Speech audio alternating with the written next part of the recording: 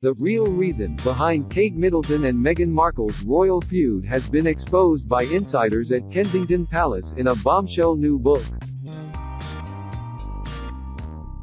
A royal biographer has lifted the lid on life behind closed doors at Kensington Palace, the home of Prince William and Kate Middleton, and where Meghan and Prince Harry used to live. The writer has spoken to servants who have worked at the royal residence to reveal an insight into the rivalries, illicit lovers and marital rows that have taken place there.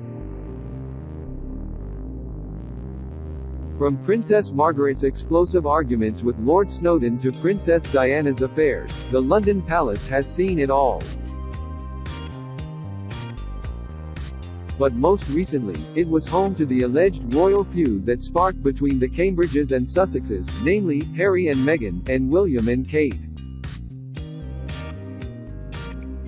It reportedly resulted in Meghan and Harry moving out of the palace to a cottage in the grounds of Windsor Castle, before eventually quitting as senior royals and only last month moving to Los Angeles, California. Many rumors have swirled over the cause of the supposed feud, with many reports saying Harry felt William and Kate did not welcome Meghan into the family with open arms. William allegedly voiced concerns that Harry and Meghan's relationship was moving too quickly, while other reports pointed to a row during Princess Charlotte's dress fitting for Meghan's wedding which left Kate in tears. But now biographer Tom Quinn, in Kensington Palace, an intimate memoir from Queen Mary to Meghan Markle, has lifted the lid on what insiders say really started the feud. He writes in the book, which has been serialized in the Daily Mail, that on one day at Kensington Palace, Meghan shouted at a member of Kate's staff and left the future queen stunned.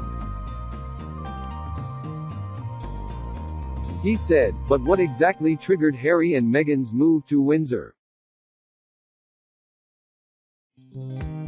Kate was horrified when Meghan shouted at a member of Kate's staff. That was definitely the beginning of discussions about leaving Kensington Palace, the former servant continues.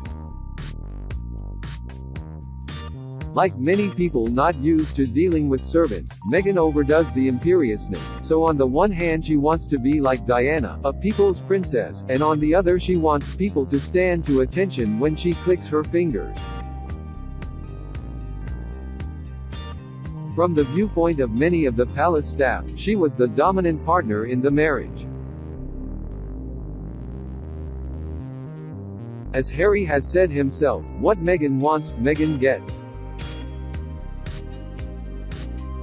Tom also tells how insiders at Kensington Palace insist Kate was very warm to Meghan, but that Meghan struggled to come to terms with her lower status compared to future Queen Kate. Yet when Meghan first moved into Harry's cottage in the Kensington Palace grounds, Kate had been welcoming and both couples had got on well, he writes. Kate is actually one of the nicest royals, and she hasn't let life in her extremely grand apartment at Kensington go to her head, or at least not too much, said a palace insider. She is nice to her staff, in the main, and she was very warm towards Meghan when she arrived. But tensions were bound to arise because Meghan inevitably had to accept that, although she is a duchess, she is not married to the next king. I think she has found that difficult to deal with. Extracted from Kensington Palace, an intimate memoir from Queen Mary to Meghan Markle, by Tom Quinn, published by Biteback, is released on May 14.